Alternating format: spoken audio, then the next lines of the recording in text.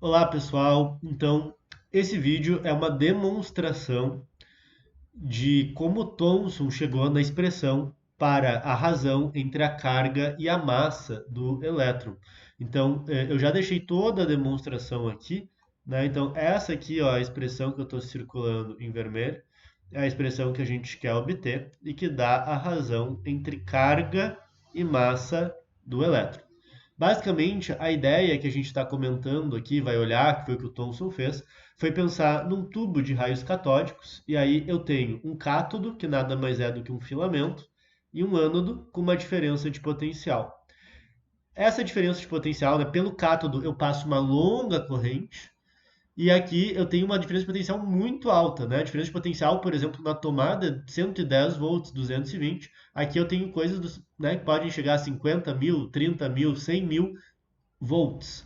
E aí eu gero essa diferença de potencial, isso gera aqui então um feixe.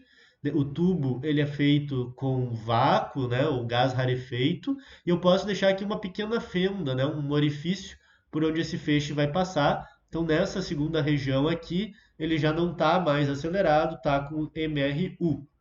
E aí eu aplico, né, um campo magnético externo para baixo e aplico um campo elétrico saindo aqui para fora do plano da tela, né? Então, esse campo elétrico faria o elétron ser puxado para dentro, enquanto que esse campo magnético faz o elétron ser puxado para fora.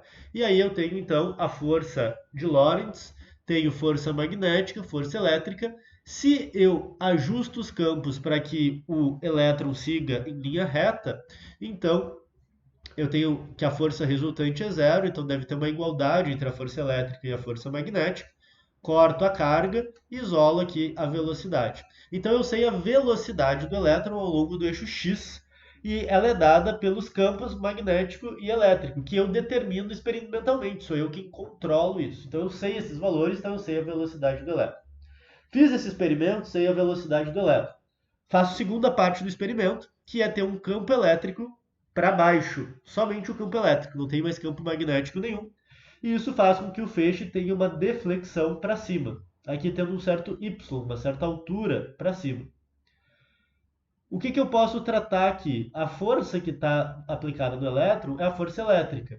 E essa aceleração é constante, ó, é simplesmente a força elétrica sobre a massa. A carga é a carga do elétron, então eu fico com essa expressão aqui. E eu vou ter, portanto, mRV, porque a aceleração é constante. O y é justamente a altura em que o feixe está chegando, meço no laboratório. A altura inicial eu vou chamar de zero. Velocidade inicial em y é zero também.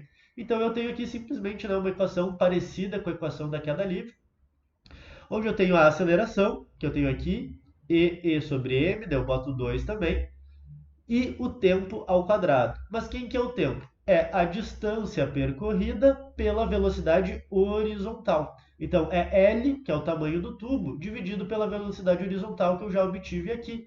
O B, que estaria no denominador, passa para o numerador. Substituo o tempo aqui ao quadrado, e aí eu posso isolar carga elétrica por massa, passo 2 para o outro lado, passo o campo elétrico para o outro lado, passo esse termo todo para o outro lado. E aí eu tenho uma expressão de carga elétrica por massa do elétron que depende do y medido experimental. Campo elétrico sou eu que controlo, campo magnético sou eu que controlo, e tamanho do tubo medido experimental. Com isso, a gente faz, né, todas essas medidas e obtém essa expressão.